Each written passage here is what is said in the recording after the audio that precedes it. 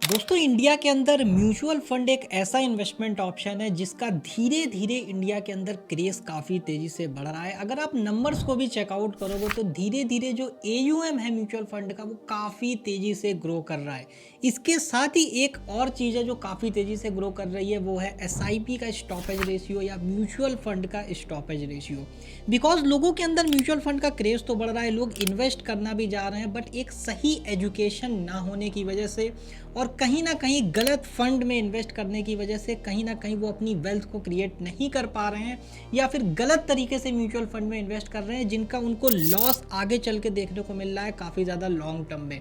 इसलिए आज से हम इस चैनल के ऊपर एक काफ़ी अच्छी सीरीज स्टार्ट करने जा रहे हैं, म्यूचुअल फंड पाठशाला सीरीज। एक ऐसी सीरीज जहां हम जीरो से स्मार्ट इन्वेस्टर तक का सफर तय करेंगे बिना मेसलिंग के, प्योर फाइनेंस एजुकेशन के साथ। एंड इस पूरी सीरीज एंड पूरे कोर्स को हमने इस तरीके से डिजाइन किया है जहां पे आप बेसिक फाउंडेशन से लेके कि म्यूचुअल फंड होता क्या है, मार्केट के अंदर क्यों आया, क्या इसके टाइप्स होते हैं, इससे लेके बेस्ट फंड ऑप्शन से लेके सारे चार्जेस, टैक्सेशन, हर एक चीज पे डीप डाइव करेंगे और आपको एडवांस लेवल तक लेके जाएंगे म्यूचुअल फंड के अंदर, ताकि आपको जब भी म्यूचुअल फंड में इन्वेस्ट करना हो तो किसी भी तरीके की प्रॉब्लम आपको ना देखने को मिले और आप अपने लिए एक सही फंड सेलेक्ट कर पाओ।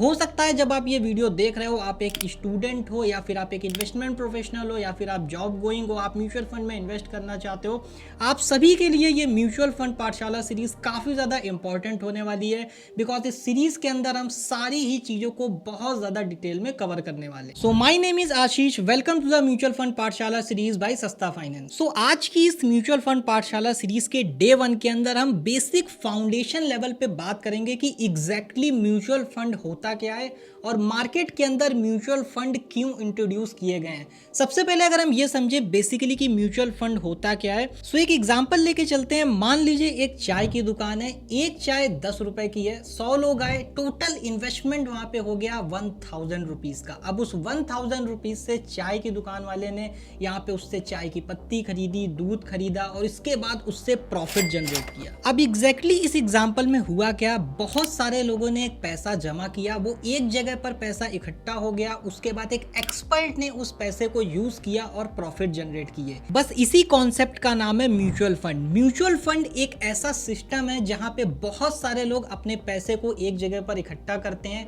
इसके बाद एक प्रोफेशनल फंड मैनेजर उस एसेट से, उस पैसे से यहाँ पे मल्टीपल एसेट्स में, स्टॉक्स में, बॉन्ड में, मल्टीपल जगहों पे इन्वेस्ट करता है और उससे प्रॉफिट जनरेट करता है। तो बेसिकली म्यूचुअल फंड एक पूल ऑफ मनी है जहां पे बहुत सारे लोग छोटा छोटा पैसा एक जगह पर इकट्ठा करते हैं, फिर उस पैसे से एक एसेट खरीदी जाती है, फिर उस एसेट से यहाँ पे जितना भी प्रॉफिट होता है वो सारे लोगों में बांट दिया जाता है। अब यहाँ पे जो एसेट खरीदी जाती है वो यहाँ पे स्टॉक्स हैं, बॉन्ड हैं, इन सारी जगहों पे इन्वेस्टमेंट करी जाती है। अब हमें ये तो समझ में आ गया कि म्यूचुअल फंड एग्जैक्टली होता क्या है, बट सवाल ये उठता है कि इसकी जरूरत क्यों पड़ी मार्केट के अंदर, एग्जैक्टली जो म्यूचुअल फंड है वो क्यों इंट्रोड्यूस किया गया मार्केट के अंदर। अब देखिए, जब भी कोई भी इन्वेस्टमेंट प्रोडक्ट बनता है या फिर कोई भी सर्विस या भी प्रोडक्ट बनाया जाता है तो उसके पीछे कोई ना कोई प्रॉब्लम होती है, उस प्रॉब्लम का सॉल्यूशन ही प्रोडक्ट होता है। तो म्यूचुअल फंड अगर इंट्रोड्यूस किया गया है तो कुछ प्रॉब्लम को म्यूचुअल फंड सॉल्व कर रहा होगा, तो हम उन प्रॉब्लम्स को सबसे पहले समझने की कोशिश करते हैं। अब सबसे पहली जो प्रॉब्लम है वो है एक्सपर्टीज की। बिकॉज जब भी लोगों को इन्वेस्टमेंट करनी होती थी, मान लीजिए एक टाइम पे अगर म्यूचुअल फंड मार्केट के अंदर नहीं है और लोगों को अगर स्टॉक मार्केट के अंदर इन्वेस्टमेंट करनी है तो वो डायरेक्ट स्टॉक के अंदर इन्वेस्ट करने जाएंगे और कहीं ना कहीं लोग प्रोफेशनल नहीं होते हैं, लोग जॉब गोइंग है, वो अपने नॉर्मल कामों में बिजी हैं, उन्हें इतना टाइम नहीं है कि वो बैलेंस शीट रीड करें, पीएनएल स्टेटमेंट्स को रीड करें या फिर स्टॉक्स को एनालाइज करें। इस वजह से कभी कभार वो बहुत सारी जगहों पे ऐसा होता है कि वो बहुत ज़्यादा गलत इन्वेस्टमेंट कर देते हैं, जिस वजह से बहुत ज़्यादा उनको प्रॉब्लम होती थी लॉन्ग टर्म में। तो ये एक बहुत बड़ी प्रॉब्लम है बिकॉज लोग प्रोफेशनली इन्वेस्टमेंट एक्सपर्ट नहीं है कि वो एक सही इन्वेस्टमेंट ऑप्शन को ढूंढ पाएँ।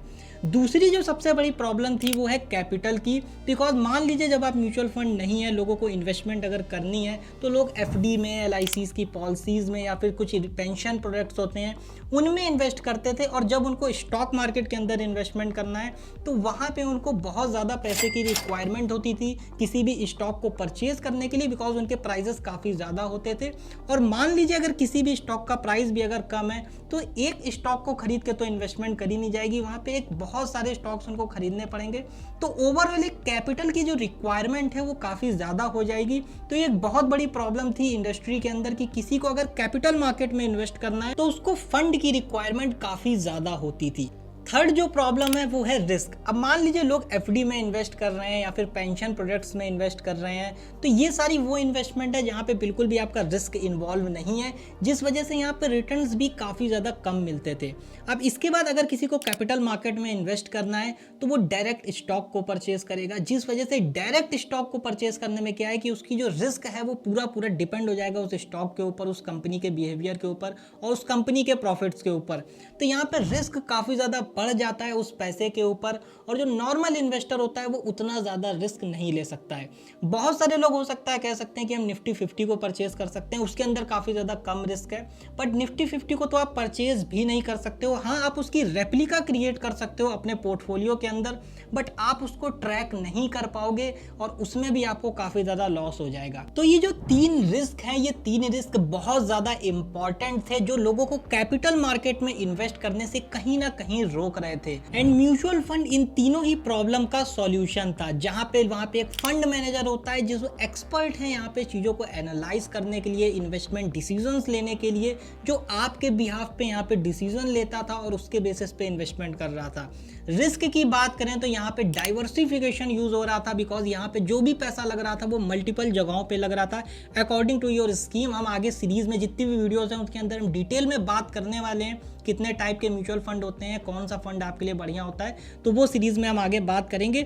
बट अगर हम बात करें यहाँ पे डाइवर्सिफिकेशन का एक इतना अच्छा बेनिफिट मिल रहा था जिस वजह से रिस्क को काफ़ी ज़्यादा कम कर दिया गया था, बिकॉज यहाँ पे जो रिस्क आपकी हो रही है वो सिर्फ एक स्टॉक पे नहीं हो रही है, पूरे पोर्टफोलियो पे हो रही है जिसके अंदर मल्टीपल स्टॉक्स हैं। तो अगर बाई चांस कोई एक कंपनी अगर यहाँ पे अच्छी परफॉर्म नहीं करती है तो दूसरी कंपनी अच्छी परफॉर्म करेगी। इवन बहुत सारे इंडेक्स फंड्स हैं जहाँ पे उनको पूरी इंडेक्स की रेप्लिका क्रिएट करी जाती है, और जैसे ही इंडेक्स से कोई फंड बाहर होता है तो यहाँ पे जो है इंडेक्स के अंदर नया फंड आ जाता है, उसी को कॉपी बिल्कुल कर दिया जाता है। तो यहाँ पे वो रिस्क यहाँ पे काफ़ी ज़्यादा कम कर दिया गया है।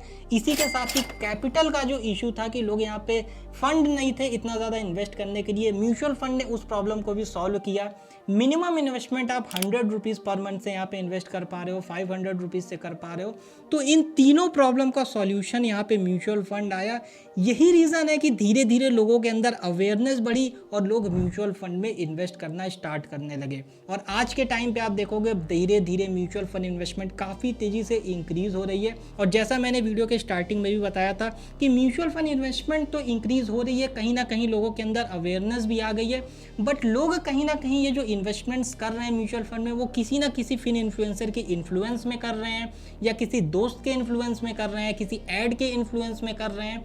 उनके पास खुद का नॉलेज नहीं है, इसीलिए हमने ये सीरीज आपके लिए लॉन्च की है जहाँ पे हम डिटेल में सारी चीज़ों के बारे में बात करने वाले हैं। सो म्यूचुअल फंड ने किया क्या, एक कॉमन जो आदमी था जो एफडीज में, एलआईसीज पॉलिसीज में या फिर इंश्योरेंस प्रोडक्ट या पेंशन प्रोडक्ट्स में इन्वेस्ट करता था, उसको एक स्टॉक मार्केट इन्वेस्टर बना दिया। एक बात याद रखिएगा, म्यूचुअल फंड कोई स्कीम नहीं है, कोई गैम्बलिंग प्रोडक्ट नहीं है, ना ही कोई शॉर्टकट है स्टॉक मार्केट से पैसे बनाने का। सो आज म्यूचुअल फंड पाठशाला के डे 1 के अंदर हमने सीखा कि म्यूचुअल फंड क्या होता है और म्यूचुअल फंड की एग्जैक्टली जरूरत क्यों पड़ी। नेक्स्ट सेशन के अंदर हम समझेंगे कि म्यूचुअल फंड पैसा बनाते कैसे हैं और कौन आपके पैसे को मैनेज करता है या किस तरीके से आपका पैसा मैनेज किया जाए। एंड अगर आप इस फाइनेंशियल लिटरेसी की जर्नी में आगे बढ़ना चाहते हैं तो इस म्यूचुअल फंड पाठशाला सीरीज को एंड तक जरूर देखिएगा। आपको हमारा ये इनिशिएटिव कैसा लगा कमेंट सेक्शन में जरूर बताइएगा। वीडियो को लाइक जरूर करिएगा, सारे दोस्तों तक शेयर करिएगा ताकि सारे ही लोगों की हेल्प हो पाए। एंड चैनल को सब्सक्राइब जरूर कर लीजिएगा जिससे आने वाली जितनी भी वीडियोस हैं उनके नोटिफिकेशन आप तक पहुंच पाए। मैं मिलता हूं आपसे सीरीज के नेक्स्ट वीडियो में, तब तक के लिए जय हिंद एंड गुड बाय।